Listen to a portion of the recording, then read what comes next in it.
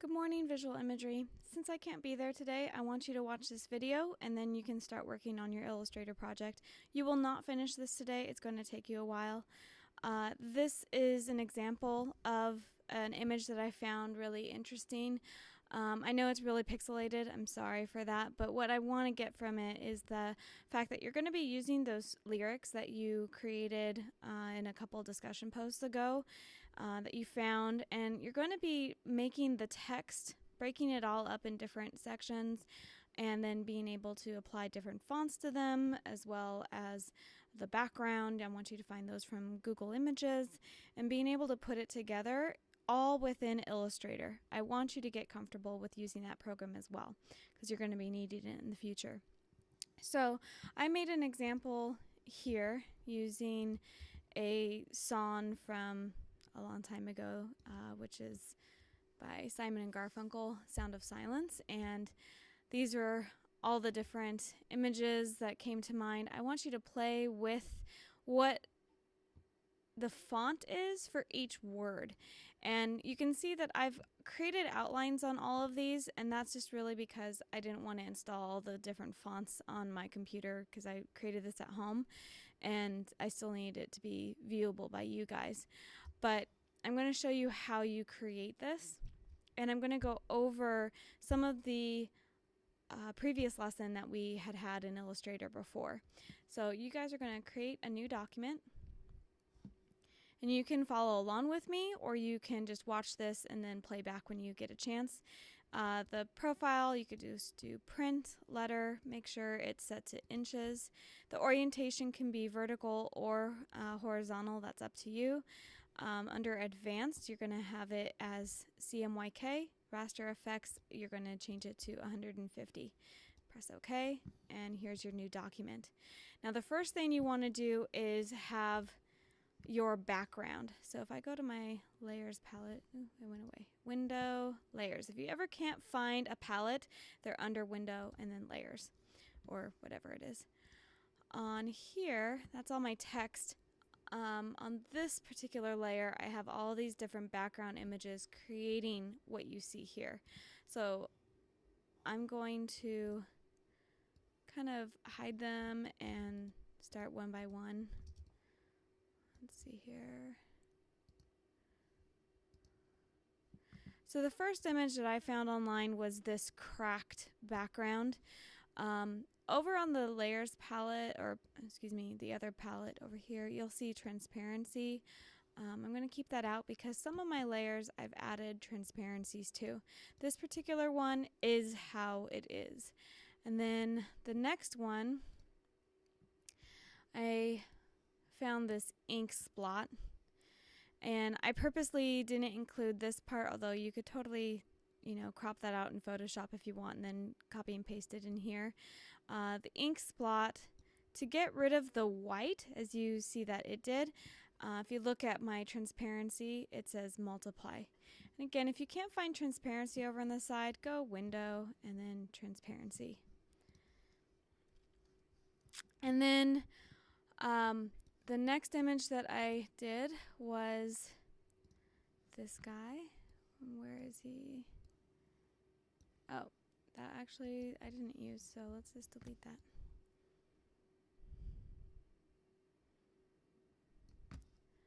Let's look, did I do another one? Yeah, that one I didn't use either. It's another ink spot. And then this one. Oh, I found this photo. Drag it off to the side so you can see, of a couple silhouettes. I'm fine with you using an image, just so long as it doesn't overpower the text later on. And then, as you can see, I have it on multiply so that the white goes away. And then that's another one I didn't use. So I just found a whole bunch of images and then I put them together.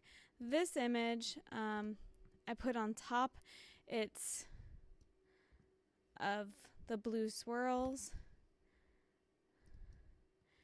and as you can see, I used overlay instead of multiply, and it created that really cool blue effect, and it gave it a little bit of grunge over here. So that's how I created the background. Now, on the text, you can see how many layers I have, and they're all grouped because of the fact that I had converted them to outlines. So remember I asked you back to go into Safari and go to dafont.com.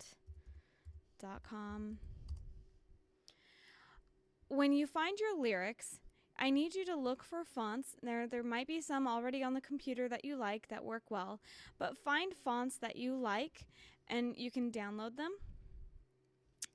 And then open it up. And then it's the TTF file that you want to install. So some might have more than one, and you just go install font. And my computer's thinking. And it installs the font for you. Remember, if you want to be able to see that font in Illustrator, you have to have closed out of Illustrator. So I would recommend that you start off with Illustrator closed, find the fonts for the text that you want, because you know exactly what you're going to be making now, and then open up Illustrator, and then you'll find your font. To insert the font, or excuse me, the text, you'll take your type tool and click once. Do not make a text box, and I know it'll probably type really small at first, and then you type whatever you want. If you want to make it larger, just take your move tool, your selection tool, and you can click on it and click the side, drag it out. This does not show you, the top of the screen does not show you what the font looks like, so you need to go to Window, Type, and then Character. And Character is what's going to show you all the fonts. So now if I click on that, now I can see what my fonts look like. So I'm going to just choose something really bold and pretend that's what I wanted. To convert the text to a shape, I want you to do that to all of your text at the very end. As soon as you're done and you're very satisfied with the arrangement of everything, you just go to Type, Create Outlines, and now it's a shape. If you're not satisfied with it, don't create the outlines yet. That way it's still something that you can edit. Now there's 3 places that you can change color. You can change color on the toolbar by double-clicking down here. The box over here is your fill, and then you have your stroke. So I'm going to change my fill to pink. If you want to have an outline, you can click on the stroke. Another location that you can change color is up here, and you can change the size of that stroke. Ooh, I'm making it way too big. Okay. You can also, over here in the color palette, or the swatches, you can change the stroke size, color there. So that's how you change color. For every individual word that you have, so for me, the words of the prophets, those are all individual text. So if I have this one text, I'm going to click on something else on the toolbar, and then I'll click back on Type tool, and then I'll create the next word. Click on the Move tool. You can resize it if you want to later. And you have all this open space in order to do this. You can't, however, if I'm typing here, go somewhere else and type. It doesn't work. It's still thinking that you're part of this. So that's why you have to click outside of the Type tool and go back into it in order to type somewhere else. And that's how you're going to insert all the different words. To add gradients, if you want to have a gradient where it goes from light to dark, you're going to have to actually convert this to outlines first, because a gradient won't work on the other, like, normal font. And if you don't see it in here, again, you go to Window and then Gradient. And here's your gradient tools. You can click on this, and oh, it's still on my stroke, excuse me. It needs to be on the fill. And if you want to change the color, you click on this, and then you can double click on the bottom. Right now it's in grayscale mode, so that's why you only see one bar. if you click on the upper right hand corner, you can see RGB or CMYK. Since our document is in CMYK, change it to CMYK. And then you can choose whatever color that you want it to go from. And then let's get rid of that. And I like that. However, I want the orientation of the gradient to be different. I want it to go from this corner to the next. So on your toolbar, now I can actually use what the gradient tool is over here. It goes from dark to light. And then I can click and I can drag a line and it changes the orientation. See that? Next, I want to add a blend mode to it. Go to Window and then Transparency. I already have that open, so that's over here. All the stuff that you have in Photoshop that I talked about with blend modes, they're right over here as well. And you can also change the opacity here. So if I do hard light, it's not going to do anything since I'm on the gray background. However, if I were to move it over here, you can see now it's transparent, and we can play around with it until you could see that it does something different. So that is transparencies and blend modes. Keep in mind that this is there's a hierarchy naturally in here, so if you want to arrange it and put it on top of another letter, if I were to duplicate this, I'm holding down my Option key and clicking and dragging. That's how I duplicated. If I wanted to put this one below the other one, I can right click, arrange, send backward. I don't see a huge difference, but there is a difference.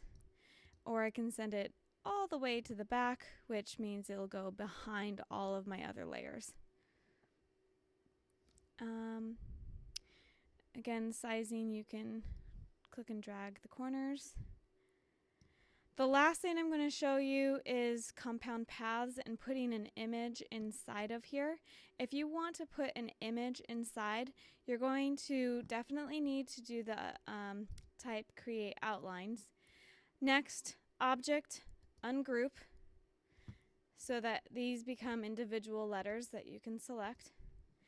And then you can click and drag over all of them and go object, compound path, make. Now it's its own thing. It's a compound path. It's no longer a gradient. You can't use it for a gradient. It's just using as a cookie cutter. So if you wanted to apply a gradient over it, you'll need to duplicate it and create something separate. And then if I take an image, let's just use this guy. I'm going to copy this and go over here, paste it. Oops, grab the wrong thing. Let's pretend that this is our image. You can see that it's above my text. I'm going to right click, arrange, send backward. Maybe send to back because I can't see it. Now my cookie cutter is on top. I can select both of them by clicking outside and dragging over both. Right click, make clipping mask. And now the image is inside there. I can still add different blend modes to it. So if I bring this over here and let's go difference. Nope, not doing anything. Let's arrange, bring different. Oh, that's right. So now you can see that it's playing and being manipulated with the background. I want you to create something really grungy. It'll be really fun. The last thing I'm going to show you is how I created this whispered effect over here. So I had originally created whispered, and it's a text that I converted outlines to. And then you can see, I can't grab it. Hold on. Well, I'll just use this. I'm going to duplicate this by holding Option and moving it somewhere else.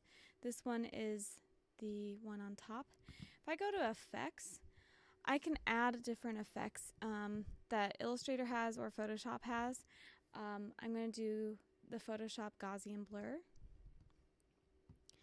And I can preview this. So you see how it has that blurred effect, and press OK. And that's how I created it. And this one just had a transparency overlay, so it played around. But I like the whispered because it's whispery, and I feel like it's supposed to be kind of hazy.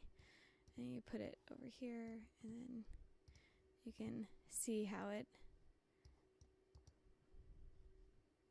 bring to front. See how it works with the other. So that's my tutorial. I know I went really fast, but that's why you have a video. You can always go back and review what I said. What I want you to do is use those different techniques, inserting a font, having a font for every different word of your song lyrics. Remember, no curse words are allowed to be actually visible in here, so you have to use asterisks or the money sign or whatever it is. Don't get too creative. I don't want it to be there and prominent. Change the sizing. I want you to play with the words. The words are just as important with font as a picture would be. So the sound, the fact that I used a very whimsical, it looks almost like a treble clef. I want you to play with what the word sounds like and what it might mean to you, and then choose a font that kind of correlates with it. And then converting the fonts to outlines, you have to be able to convert the fonts to outlines if you're going to give it to me, because I don't want to have all those different fonts. So you can start working on it today, get your backgrounds, get your fonts, start arranging, and then you can start changing colors and gradients.